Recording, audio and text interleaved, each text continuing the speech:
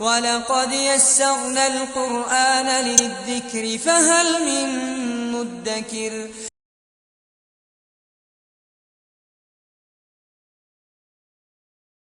الحمدللہ رب العالمین والصلاة والسلام علی رسولہ الکریم وعلی آلہ واصحابہ اجمعین، اما بعد، فاعوذ باللہ من الشیطان الرجیم، بسم اللہ الرحمن الرحیم، رب اشرح لی صدری ویسر لی امری واحلل عقدۃ من لسانی یفقہوا قولی۔ وَإِذَا قِيلَ لَهُمْ لَا تُفْسِدُوا فِي الْأَرْضِ قَالُوا إِنَّمَا نَحْنُ مُصْلِحُونَ۔ اور جب ان سے کہا جاتا ہے کہ اس زمین میں فساد نہ کرو تو جواب دیتے ہیں کہ ہم تو صرف اصلاح کرنے والے ہیں۔ سورہ بقرہ کی آیت نمبر 11 ہیں۔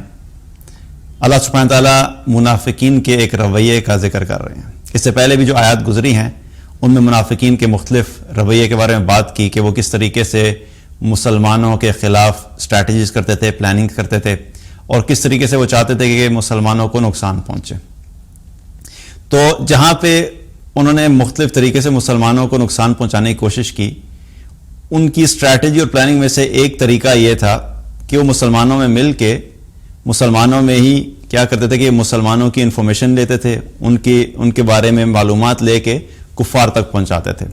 تاکہ کسی طریقے سے مسلمانوں کو نقصان پہنچے۔ اور ایک اور کام وہ کیا کرتے تھے کہ چونکہ مختلف لوگ دین میں آ رہے تھے اور کچھ تو ایسے مسلمان تھے جو کافی وقت سے مسلمان تھے چونکہ مدینہ میں منافق تھے،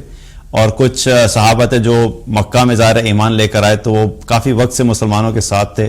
تو ان کے ایمان بڑے مضبوط تھے۔ لیکن مدینہ میں آنے کے بعد بہت سے لوگ اور بھی مسلمان ہو رہے تھے جو نئے نئے مسلمان ہوتے تھے اور ضعیف الاعتقاد تھے، جن کا ایمان ابھی اس طریقے سے پختہ نہیں ہوا ہوتا تھا۔ تو یہ ان کے پاس جا کے کیا کرتے تھے کہ ان کے ساتھ جا کے ایسی باتیں کرتے تھے جس سے ان کے دل جو ہے اسلام سے متنفر ہو جائیں، ان کے درمیان کنفیوژن کریٹ کرتے تھے، ان کو اس طریقے سے بات کرتے تھے تاکہ وہ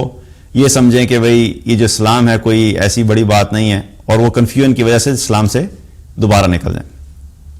تو یہ بھی ان کی اسٹریٹجی تھی۔ اور پھر جب جا کے ان کو بتایا جاتا تھا کہ تم اس قسم کی حرکتیں کیوں کرتے ہو کیونکہ اس سے کیا ہوگا، فساد پھیلے گا، تو وہ آگے سے یہ جواب دیتے تھے کہ ہم تو اصلاح کرنے والے ہیں، ہم تو فساد نہیں پھیلا رہے، یعنی ہم یہ جو کام کر رہے ہیں یہ حقیقت میں یہ تو بڑا اصلاح والا کام ہے، ہم تو لوگوں کی بھلائی کا کام کر رہے ہیں، ہم کوئی فساد تو نہیں پھیلا رہے، ہم تو کوئی بگاڑ تو نہیں پیدا کر رہے۔ تو اللہ سبحانہ تعالیٰ نے ان کے جواب میں کیا کہا، اگلی آیت میں اللہ تعالیٰ نے فرما دیا، الا انہم ہم المفسدون ولکن لا یشعرون، کہ جان لو حقیقت میں یقیناً یہی لوگ ہیں جو فساد پھیلا رہے ہیں اور اس چیز کو سمجھتے نہیں ہیں۔ تو اللہ سبحانہ تعالیٰ نے ان کے اس رویے کو رد بھی کر دیا، اور نہ صرف رد کر دیا بلکہ قیامت تک آنے والے لوگوں کو بتا دیا کہ یہ جو اس قسم کا رویہ ہے کہ مسلمانوں میں رہ کے مسلمانوں کے درمیان کنفیوژن پھیلانا، مسلمانوں کو دین سے متنفر کرنا، ایک مسلمان کو دوسرے مسلمان کے خلاف کرنا، یہ حقیقت میں کیا ہے، یہ منافقین کا رویہ ہے۔ اور اس رویے کو اللہ تعالیٰ نے کہا کہ یہ سمجھتے تو ہیں کہ یہ جو کہہ رہے ہیں کہ ہم اصلاح کر رہے ہیں، بلکہ یقیناً یہ لوگ فساد پھیلا رہے ہیں۔ اب یہ تو ایک بیک گراؤنڈ ہو گیا اس وقت کے اعتبار سے جو مدینہ میں ہو رہا تھا۔ اللہ تعالیٰ نے قرآن صرف ایک خاص وقت کے لیے نہیں بھیجا، بلکہ اس میں جو بھی اللہ تعالیٰ نے چیز بیان فرمائی اس میں ہمارے لیے ایک سبق ہے، تاکہ قیامت تک آنے والے جو انسان ہیں اس سے سبق حاصل کر سکے کہ کیا چیز ہمیں کرنی ہے اور کیا چیز ہمیں نہیں کرنی، کیا چیز ہمارے فائدے کی ہے، کیا چیز ہمارے نقصان کی ہے، کون سا عمل جو ہے وہ ہمارے لیے بہتر ہے، کون سا عمل ہمارے لیے نقصان دے گا ہمیں، اور کون سا رویہ ہمارے لیے جو ہے وہ ایمان والوں کا رویہ ہے اور کون سا رویہ جو منافقین کا رویہ ہے۔ تو ہر دور میں بحیثیت مسلمان ہمیں اس چیز کے بارے میں جو ہے وہ ضرورت پڑتی ہے کہ کیا کیا رویے ہیں جن سے ہم نے اپنے آپ کو بچانا ہے۔ اور آج کے دور میں بھی دیکھا جائے تو کیا یہ رویے آج کے دور میں ہیں؟ تو بالکل ہیں۔ آپ کو بہت سے لوگ ایسے ملیں گے جو ظاہری طور پہ بڑے مسلمان ہیں، ان کا ظاہری حلیہ بھی آپ کو لگے گا بڑا دیندار ہے، داڑھی بھی رکھی ہوئی ہے، امامہ باندھا ہوا ہے، ٹوپی پہنی ہوئی ہے، قرآن کی کچھ آیات بھی پڑھ لیتے ہیں، کچھ احادیث بھی پڑھ لیتے ہیں، اور لیکن اس ساری چیزوں کو وہ کس لیے استعمال کر رہے ہیں کہ کسی طریقے سے مسلمانوں کے اندر نفرت پیدا ہو، مسلمان کے خلاف ہو جائے، مسلمان سے بدظن ہو جائے، مسلمان سے دور ہو جائے۔ تو یہ رویہ ہے کہ کسی طریقے سے مسلمانوں کے خلاف ہو جائیں. تو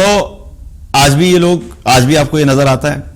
تو اس سے کیا پتہ لگتا ہے کہ یہ وہ رویہ ہے جس سے ہمیں بچنے کی ضرورت ہے. پہلی چیز یہ کہ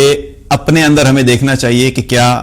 ہم تو کوئی ایسا کام نہیں کر رہے جس کی وجہ سے ایک مسلمان دوسرے مسلمان کے خلاف ہو رہا ہے، یا مسلمانوں میں آپس میں نفرت پھیل رہی ہے، یا مسلمانوں میں آپس میں فساد پھیل رہا ہے، یا ایک مسلمان گروہ میں جب وہ ایسی شدت پیدا کر دی جائے کہ وہ دوسرے مسلمان گروہ کے خلاف کھڑا ہو جائے. اب ادھر بھی مسلمان ہے اور ادھر بھی مسلمان ہے، اور یہ جو بات کرنے والا ہے یہ کہتا ہے ہم تو اصلاح کر رہے ہیں، ہمارا مقصد تو یہ نہیں ہے کہ ہم لوگوں کو متنفر کریں یا لوگوں میں نفرت پھیلائیں. اور دوسرا گروہ جو کام کر رہا ہے وہ بھی یہی کہتا ہے کہ ہم بھی اصلاح کا کام کر رہے ہیں، ہم تو نہیں چاہتے کہ مسلمانوں میں نفرت پھیلے. لیکن حقیقت میں ہو کیا رہا ہے کہ جس قسم کی باتیں کی جا رہی ہیں اس طرف،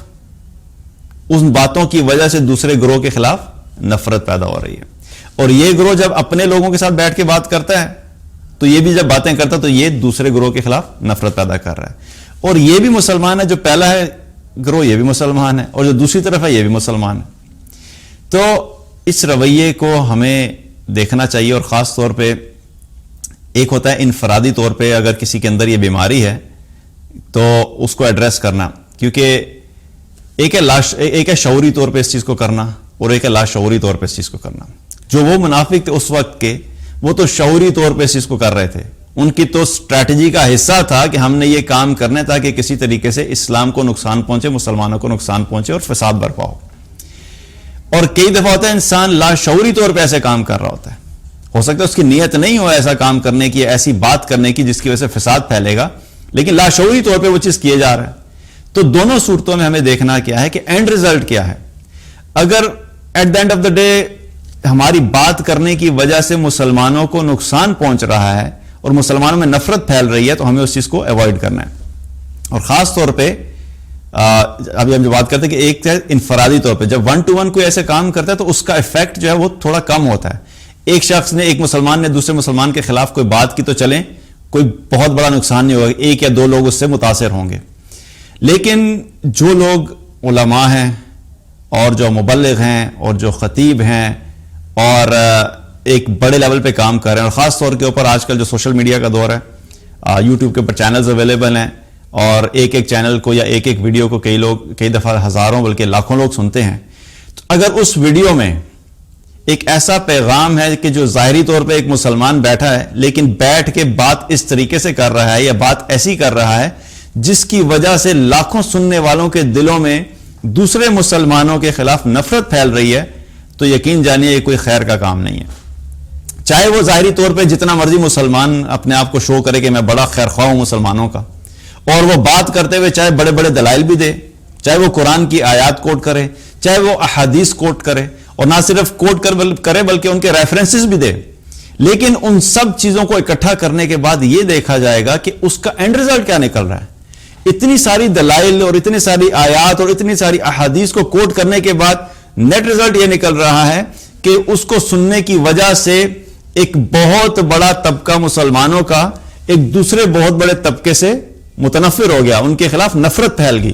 تو یہ کوئی اصلاح کا کام نہیں ہے. اللہ سبحانہ تعالیٰ نے کیا فرمایا کہ یہ کوئی اصلاح نہیں ہے بلکہ یہ حقیقت میں فساد پھیلا رہے ہیں. اور ویسے بھی دیکھا جائے تو ہمارے نبی صلی اللہ علیہ وسلم کا یہ طریقہ نہیں تھا، نہ ہی ان کی یہ تعلیمات تھی کہ مسلمانوں کے خلاف نفرت پھیلائیں. اور میں یہاں پہ بار بار مسلمان کے خلاف نفرت پھیلانے کی بات کیوں کر رہا ہوں؟ کیونکہ جو منافقین تھے وہ بھی ظاہری طور پہ مسلمان تھے، انہوں نے کلمہ پڑھا ہوا تھا، وہ کافر نہیں تھے، ان کو کافر نہیں کہا جا سکتا بلکہ وہ کفر سے بھی بدترین تھے. اسی وجہ سے اللہ تعالیٰ نے قرآن میں جو ان کا ٹھکانہ بیان کیا ہے منافقین کا، ان المنافقین فی الدرک الاسفل من النار، وہ جہنم کے سب سے نچلے درجے میں ہوں گے، اور ان کا جو حشر ہے وہ کفار سے بھی بدترین ہے، کیونکہ وہ مسلمانوں میں رہ کے مسلمانوں میں نفرت پھیلاتے تھے، وہ مسلمانوں میں رہ کے مسلمانوں کے خلاف اسٹریٹجیز اور ایسی پلاننگ کرتے تھے جس سے اسلام کو اور مسلمانوں کو نقصان ہو. تو یہ رویہ بہت خطرناک ہے اور اس چیز کے بارے میں بہت احتیاط کرنے کی ضرورت ہے. اس لیے میں کہہ رہا ہوں کہ ہمیں اس چیز کے بارے میں بہت محتاط رہنا چاہیے کہ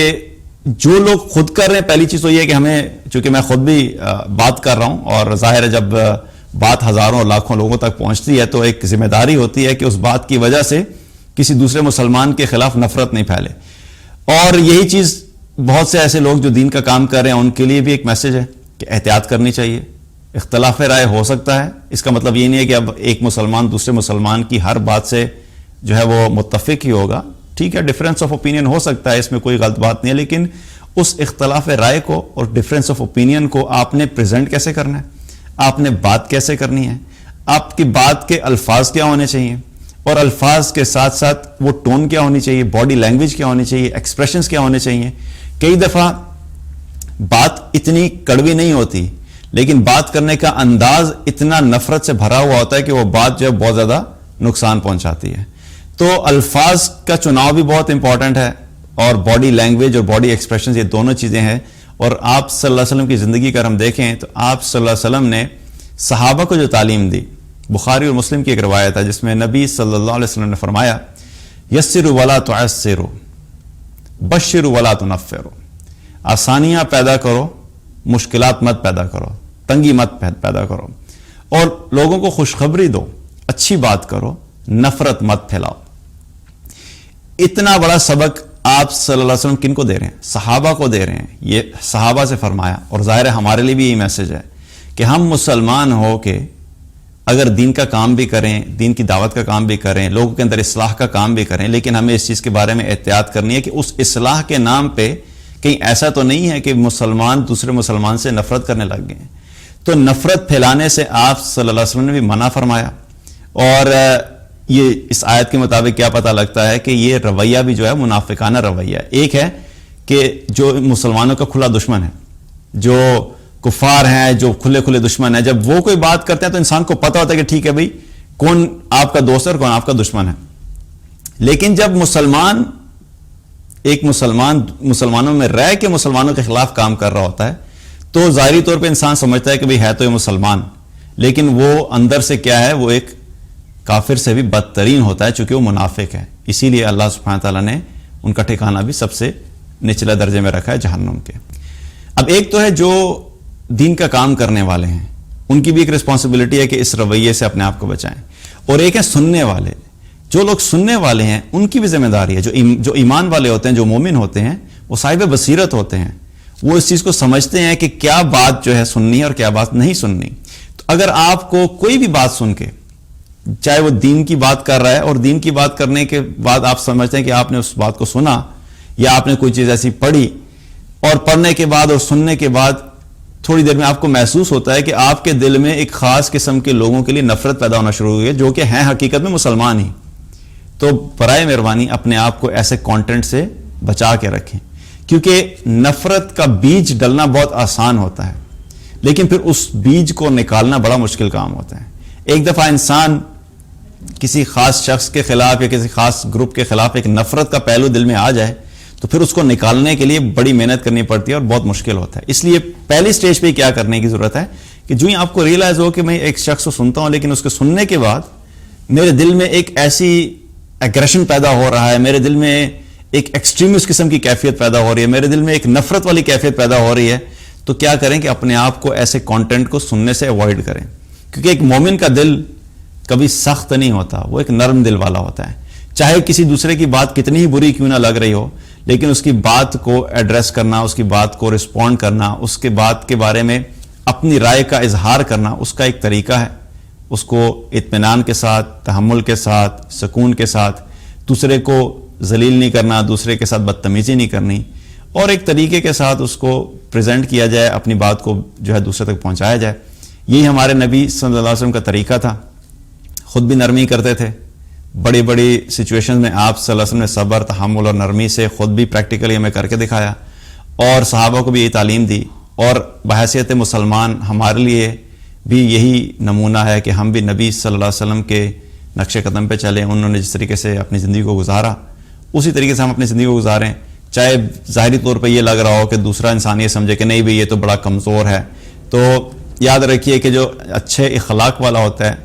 اچھے اخلاق والا انسان, اور اس کا جو اچھا اخلاق ہوتا ہے اس کی کمزوری نہیں ہوتی, وہ اس کی اسٹرینتھ ہوتی ہے. تو اپنے آپ کو ایک اچھے طریقے سے لے کے چلنا, اور نفرت سے خود بھی بچنا, اور دوسروں کے اندر بھی یہ تعلیم اور ترغیب دینا کہ ہم ایک دوسرے کے اندر نفرت پھیلانے سے اس چیز کو ایوائڈ کریں. اللہ تعالیٰ سے دعا ہے کہ اللہ تعالیٰ ہم سب کو دین کی صحیح فہم عطا فرمائے, ہم سب کو نفاق والے رویے سے بچائے, اور ہم سب کو خیر پھیلانے والا بنائے, اور ہم سب کو اس طریقے سے بات کرنے والا اور دین پہ عمل کرنے والا بنائے کہ ہمارے ذریعے سے لوگوں کے درمیان خیر پھیلے اور لوگوں کے درمیان ہمدردی کا ایک جذبہ پیدا ہو. بارک اللہ علیہ ولکم. السلام علیکم ورحمۃ اللہ وبرکاتہ.